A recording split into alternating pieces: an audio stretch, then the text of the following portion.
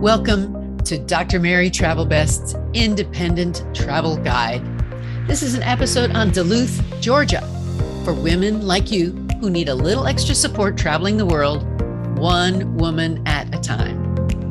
I've been traveling independently since 1972 and soon to release a second guidebook on the steps to independent travel. Please share this podcast with your friends, loved ones, future travelers, and all, so you make their trips the very best, like Travel Best. In this episode, the FAQ is, what are my favorite travel apps? Today's destination is Duluth, Georgia, and today's mistake, broken earbuds. My travel advice is sit in an exit row on the plane for more legroom. So now my favorite travel apps is the FAQ, and my answer is, my favorite travel apps are the airline that I am traveling on that day. Also, rideshare apps like Uber, Lyft, and also public transportation apps wherever I am. When I'm in Atlanta, it's MARTA. In San Diego, it's PRONTO. And I also have apps like Expedia. Plus, I have Turo. And Expedia and Booking are basically the same kind of booking engine. And Turo is like AirBNB, but for cars, not sleeping. And now for today's destination, Duluth, Georgia. I have not heard of Duluth, Georgia before this month. This is not in Minnesota. My brother was doing some outdoor painting there, so we took a drive to scout the scenery one afternoon. I learned a lot about the town, and so you may want to consider visiting this delightful, off-the-beaten trip destination near Atlanta, Georgia.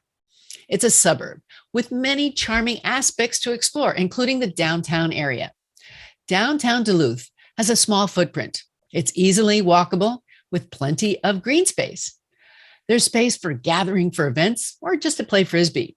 There's a large fountain and Hudgens Center for the Arts with changing exhibitions and a sculpture garden.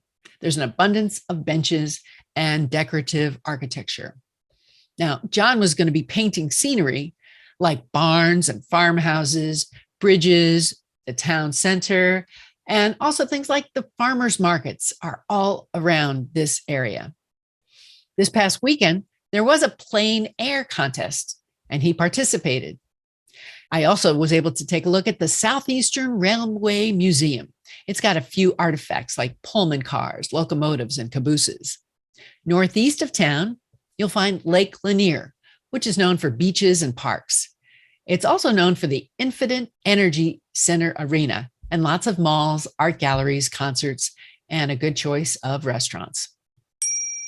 And now for today's mistake, breaking my earbud. So I graduated from the headsets with strings that always get tangled. Now I use earbuds. However, they have some downsides too. The earbud fell out of my ear and broke on the sidewalk. Not a good day. So avoid the cheap earbuds that fall out. Use good quality earbuds. And now for today's travel advice. Sit in an exit row on the plane for more legroom. If you can select an exit row, you will be able to stretch your legs more. Ask to sit in one of these rows. The seats in the exit row are among the most coveted seats on an airplane. With the extra legroom, and in some cases, limitless legroom, they're known as the most valuable real estate in coach class to frequent flyers. They may not recline, and they may be less wide than other seats too. So just be aware of that. Today, I want to bring meaning to your travel. Send me your travel tip. You can send it to any of these places: website, Facebook page group, Instagram. You can also send it to Twitter, my blog, and maybe you'll see your tips in Steps to Independent Travel from Dr. Mary Travel Best. What's on your travel bucket list? Tell the doctor and her team of women who travel the world seeking the very best. Dr. Travel Best, that is.